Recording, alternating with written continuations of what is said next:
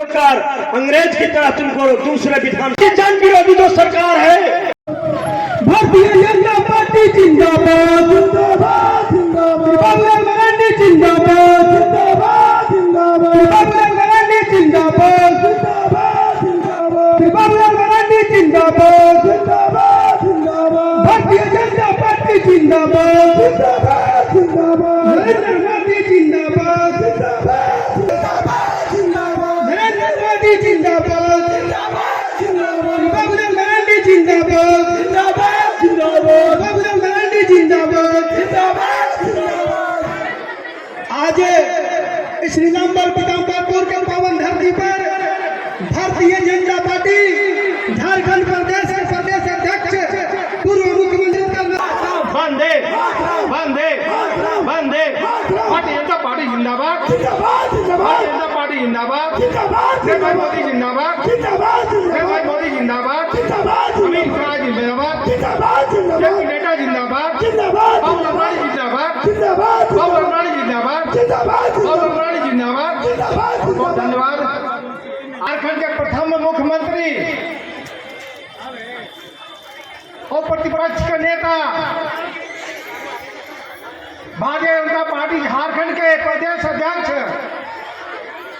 अपने बाबूलाल मरांडी जी का उनका हम आप तमाम लोगों की ओर से, इन गरीब गुरबों की ओर से, पार्टी विधानसभा की माता बहनों की ओर से, नौजवानी की ओर से, व्यवसाय बंधुओं की ओर से, तमाम लोगों की ओर से हृदय इस संकल्प यात्रा में आकर के आपने इस पलामू के धरती पर ऐतिहासिक काम किया है, इसलिए आपने संकल्प यात्रा का समर्थन लिया है। इसलिए आप तमाम लोगों का निश्चित रूप से जो मनोकामना है कि बाबूलाल मरांडी जी फिर से मुख्यमंत्री बने, निश्चित रूप से आप तमाम लोगों का आशीर्वाद नहीं मिलेगा और भारतीय जनता पार्टी के नेतृत्व में भारतीय जनता पार्टी के फिर से यहाँ पर सरकार बनेगी और केंद्र में अपने नरेंद्र भाई मोदी जी के नेतृत्व में सरकार किसी बार प्रधानमंत्री बन करके बनेंगे और यहाँ पर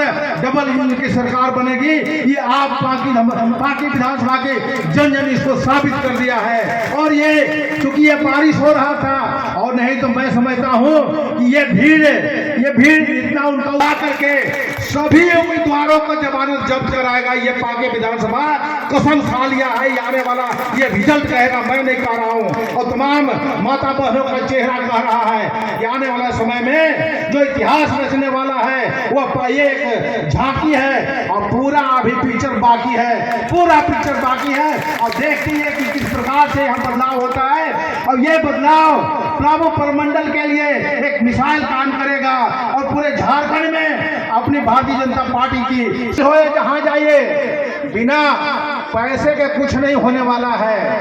यहाँ तक ट्रांसफर कोचिंग का डिपार्टमेंट खुल गया है, केवल वही लोगों का ट्रांसफर कोचिंग होगा मनचाहा जिनका पैसा ज्यादा होगा।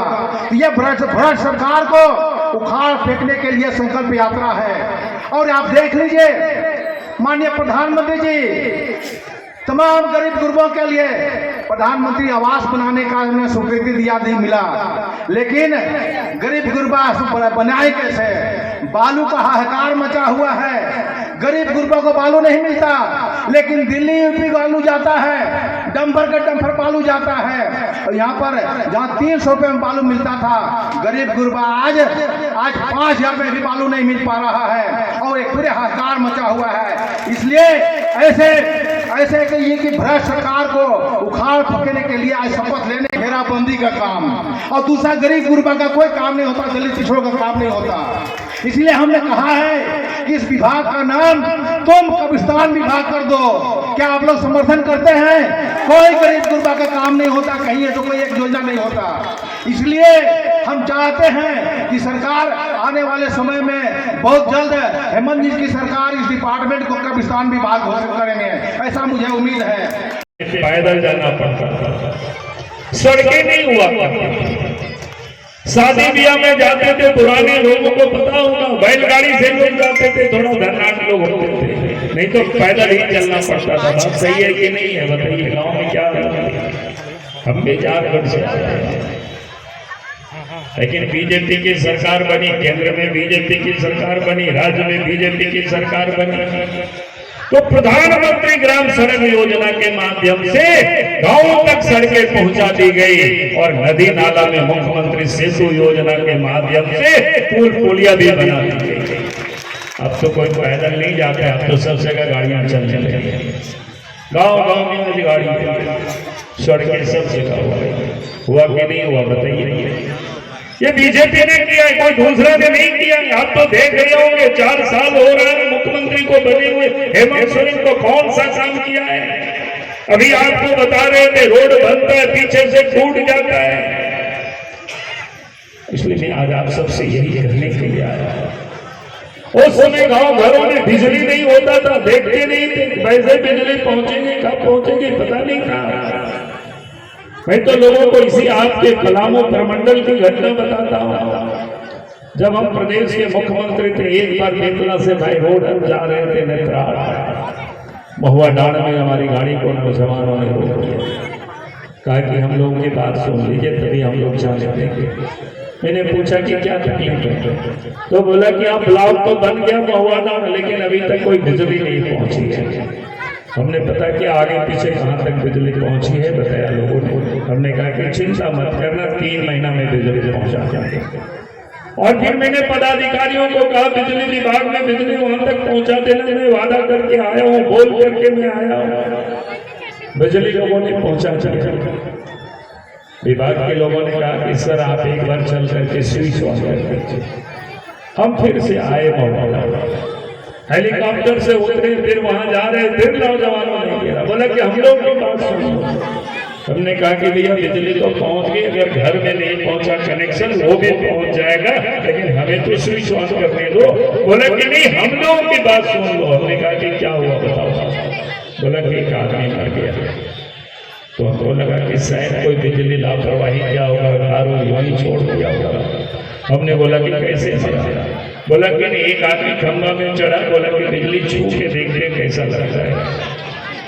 मैंने कहा कि ये हालत है आजाद भारत में, 2001 की घटना मैं बता रहा हूँ। देश को आजाद हुआ था 1947 में, कितना साल बीत गया।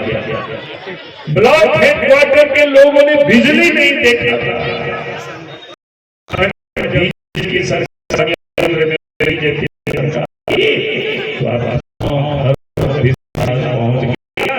बच्चे बिजली याद करिए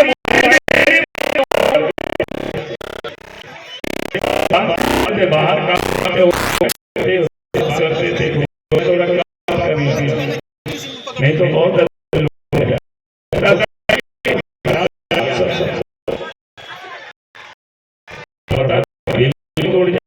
सब सस्ता रेट। अब जितना बात करिए 200 कितना सिद्ध करने लेकर के रात भर भी बात करें। अब पतिदेव बोलता है कि कल ड्यूटी पर जाना है, इसलिए अभी इतना ही बात करेंगे, फिर कल बात करेंगे मोबाइल पर। कितना अंतर हुआ। अगर ये किसी ने कर दिखाया, गरीबों को यहाँ तक भी पहुंचा दिया, हमारे गरीब के बच्चे भी उस नेट से अच्छी पढ़ाई कर लेते। कोरोना काल में आपने देखा ऑनलाइन क्लास। तो ये अगर नरेंद्र मोदी जी नहीं होते तो ये भी संभव नहीं होता। देश के प्रधानमंत्री नरेंद्र मोदी जी गरीबों की सोचते हैं, गांव की सोचते हैं, किसानों की सोचते हैं, मजदूरों की सोचते हैं, माँ बहनों की सोचते हैं, उसके लिए काम करते हैं। उनकी तकलीफ, उनकी मुसीबतें कैसे कम हो इसकी वो चिंता कर रहे हैं। इसलिए भाइयों बहनों में आप सबसे यही कहने की जा रहा हूँ।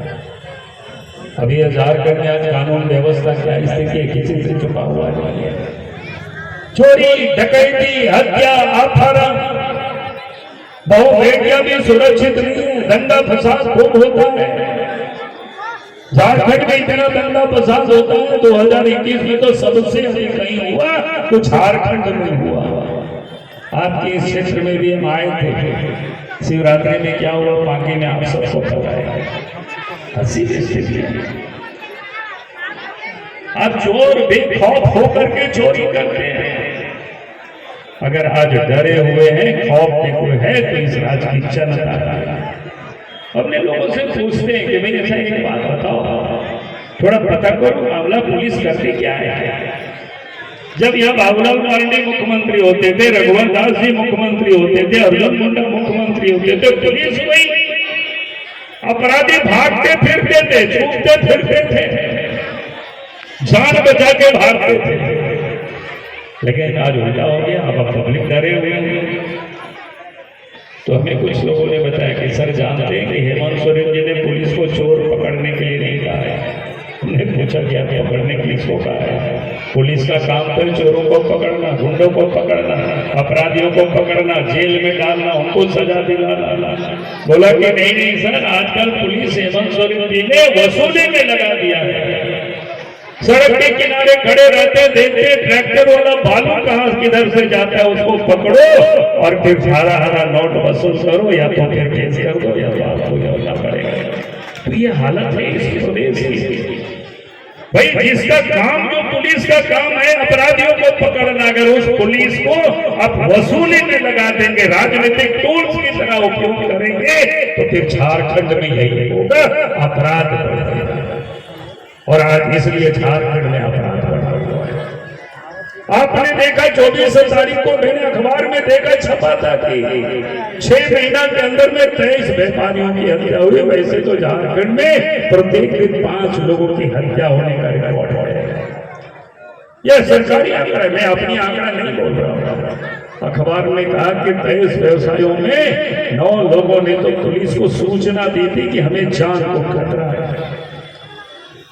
अगर राज्य सरकार और पुलिस प्रशासन उन लोगों की सुरक्षा की व्यवस्था किए होते या अपराधियों को पकड़ लिए होते उसी वक्त, तो शायद उन लोगों की जान बच जाती। लेकिन सरकार और पुलिस प्रशासन ने कुछ नहीं किया और इस कारण से उन 9 लोगों की हत्या हुई। इसलिए मैंने हेमंत सोरेन जी से कहा है, भाई जिस भी अफसरों ने लापरवाही की उसको जांच कराइए, एसआईटी गठित करके